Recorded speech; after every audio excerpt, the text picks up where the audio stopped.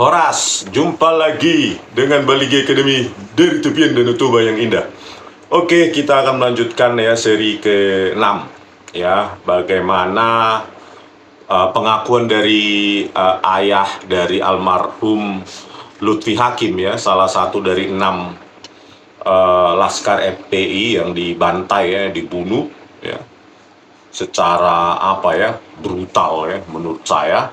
Dan ayah dari almarhum Lutfi Hakim ini bernama Pak Daenuri ya, Pak Daenuri. Di sini akan kita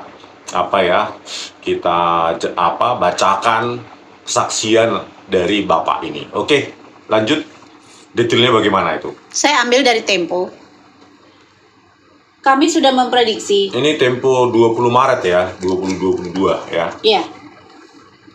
Terus? Kami sudah memprediksi karena sidang ini sekedar dagelan, kata Daenuri, orang tua salah satu Laskar FPI yang tewas ditembak di Tol Cikampek KM 50. Malam itu, Sabtu 19 Maret 2022, ruang konferensi di salah satu hotel di kawasan Tamrin, Jakarta Pusat dipenuhi gema tiap kali pembicara menagih takbir yang diikuti para keluarga korban penembakan Laskar FPI.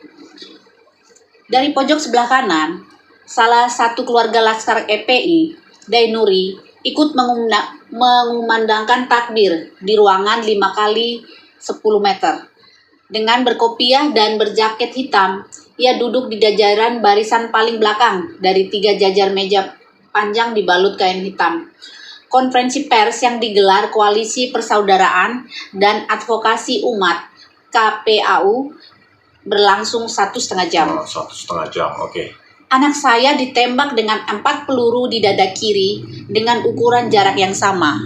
4 peluru ya di dada kiri dengan ukuran jarak yang sama ya, pengakuan dari Pak Daenuri ini. Terus? Kata Daenuri saat menceritakan Lutfi Hakim, putranya yang tewas saat berusia 25 tahun, kepada Tempo setelah konferensi pers.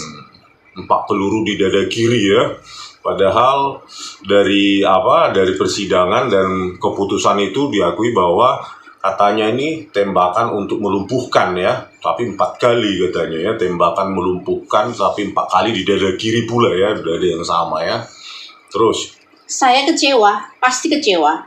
Tetapi memang kami sudah memprediksi karena sidang ini sekedar dagelan, sebab kami yakin karena mereka tidak bakal dihukum, katanya. Sidangnya itu yaitu terdakwanya Yusmin Ohorela, terus Fikri Ramadan Tawainela, dan satu lagi yang telah katanya tewas kecelakaan motor Scoopy ya.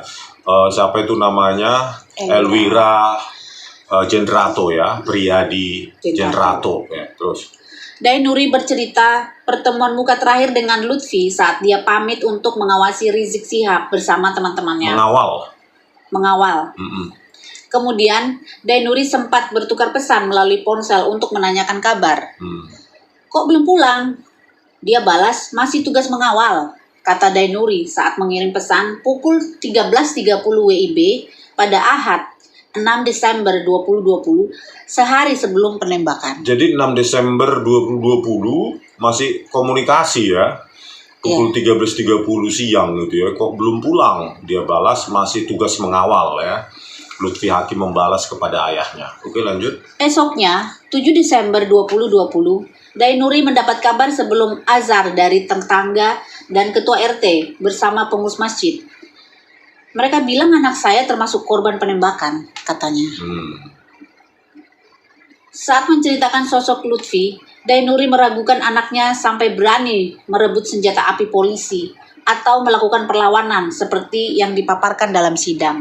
Jadi di sidang itu disebutkan Lutfi Hakim itu di dalam mobil Daihatsu ya? Xenia ya.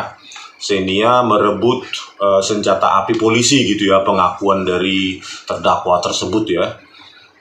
Jadi ayahnya ini nggak percaya anaknya sampai berani merebut senjata api polisi tersebut, oke? Tidak mungkin dia merebut senjata polisi. Dia orangnya lembek. Orang dibentak orang tua saja dia nangis, tuturnya. Jadi Lutfi Hakim ini menurut penuturan dari Pak Dainuri ini orangnya lembek dan tidak mungkin dia berani ya merebut senjata polisi ya.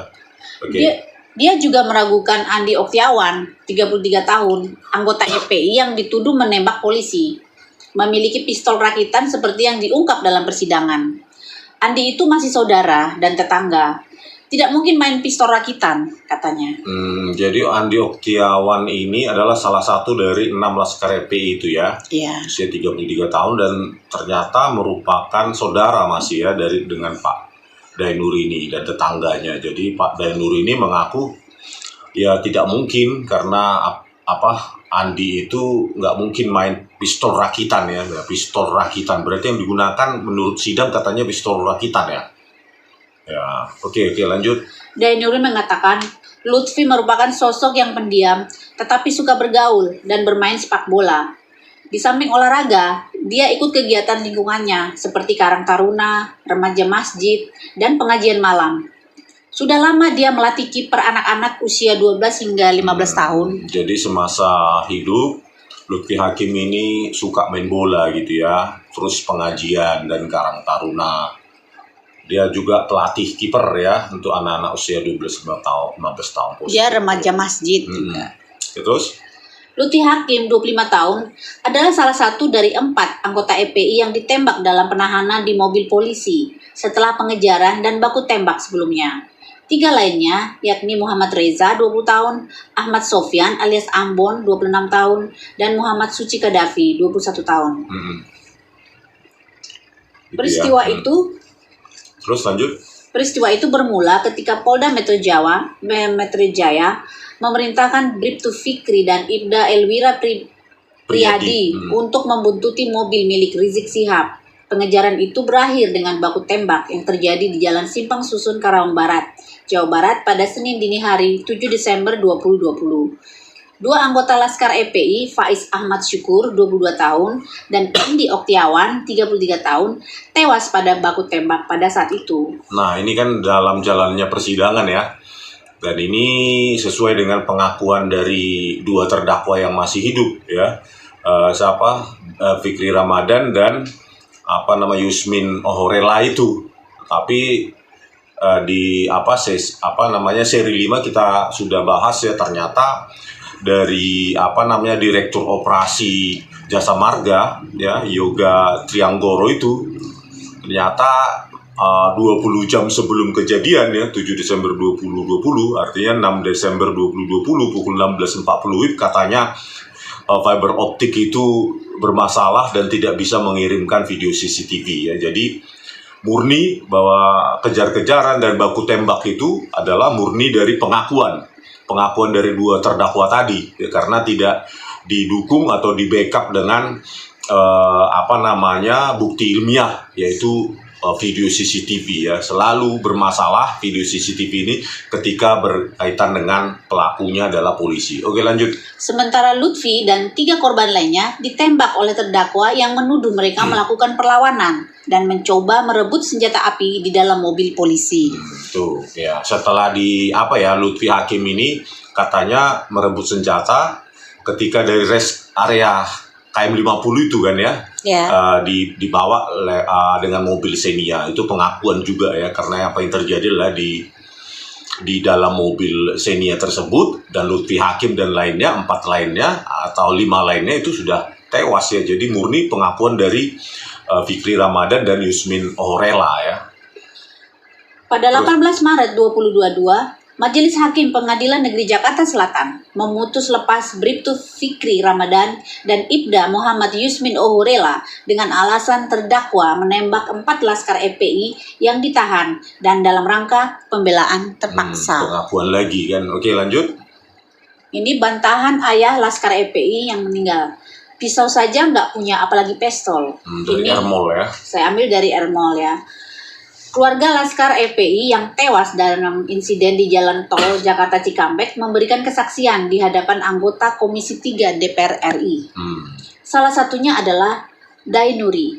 Ia adalah ayah dari Lutfi Hakim, 1 dari 6 Laskar FPI yang meninggal ditembak aparat kepolisian. Kepada anggota Komisi 3, Dainuri membantah tudingan bahwa anaknya membawa senjata yang kemudian digunakan untuk menyerang aparat kepolisian sebelum dilakukan tindakan tegas dan terukur.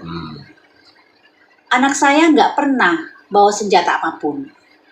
Pisau saja nggak pernah, apalagi pistol, kata Dainuri dalam rapat dengar pendapat umum RDPU dengan Komisi 3 DPR RI di Senayan, Kamis 10 Desember, seperti diberitakan kantor berita Remol, Jakarta. Makanya saya bilang kan agak konyol SOP-nya kalau mereka ditangkap ya setelah baku tembak itu mereka ditangkap di rest area KM 50, terus 4 orang yang masih hidup ini katanya merebut senjata, menjambak dan lainnya, dan ketika ditangkap ya ini kok bisa mereka tidak diborgol, tidak diikat atau diawasi secara ketat ya.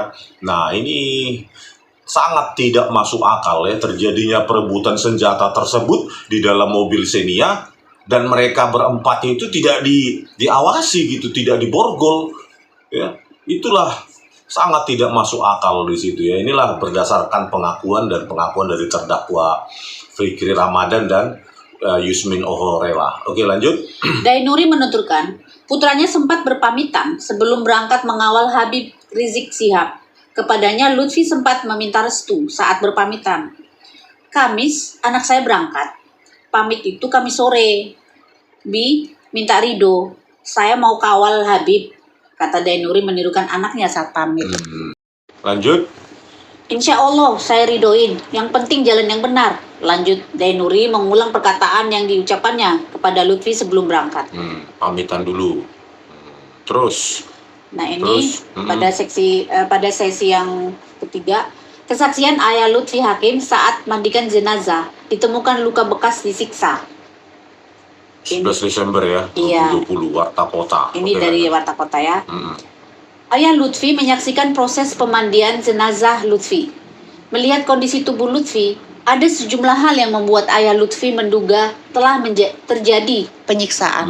Jadi menurut ayah Lutfi, yaitu Pak Dainuri, pada saat memandikan jenazah Lutfi Hakim, ada bekas-bekas penyiksaan ya. Terus saya melihat sendiri pas dimandikan, menyaksikan, itu kayak disiksa. Di punggung seperti geseng, memar terus, mohon maaf. Kemaluannya itu bekas diinjak, dan pipinya bengkak biru, dan kulit tangannya terkelupas. Jadi pada saat memandikan jenazah ada di punggungnya itu kayak memar, kemaluannya itu kayak bekas diinjak, dan pipinya bengkak biru ya, terus kulit tangannya terkelupas ya. Jadi ciri-ciri terjadinya penyiksaan. Oke, lanjut. Dan juga tembakannya itu dari jarak dekat. Ada 4 lubang di bagian dada, tembus sampai ke belakang semua. Kulitnya di bagian punggung dan juga dada agak terkelupas, agak lebar, bekas luka tembakannya jadinya. Jadi itu ya. Iya. Jadi itulah ya. Jadi menurut Pak Dainuri, ayah dari almarhum Lutfi Hakim ini terjadi adanya ciri-ciri penyiksaan seperti punggung memar, kemaluannya itu seperti bekas diinjak, pipinya bengkak biru, dan kulit tangannya terkelupas ya. Jadi belajar dari kasus kematian Brigadir Joshua ya, saya kira para pengacara 6 Laskar FPI ini dan para keluarganya memiliki foto-foto ya ketika dimandikan itu.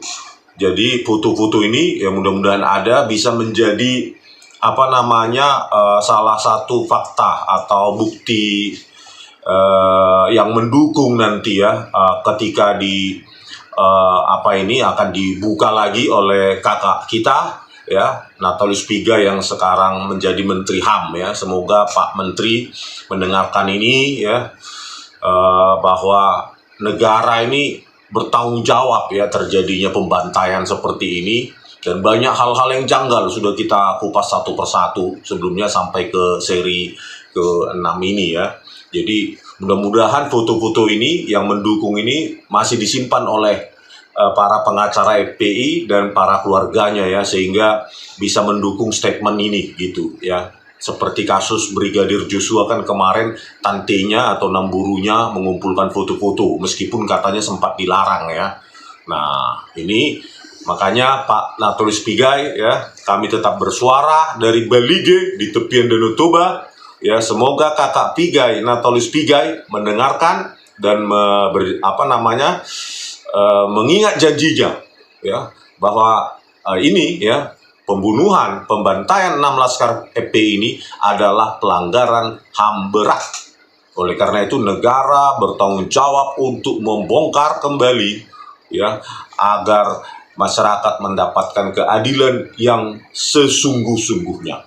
Oke, sekian dulu dari kami Balige Academy di tepian Danau Toba yang indah. Horas!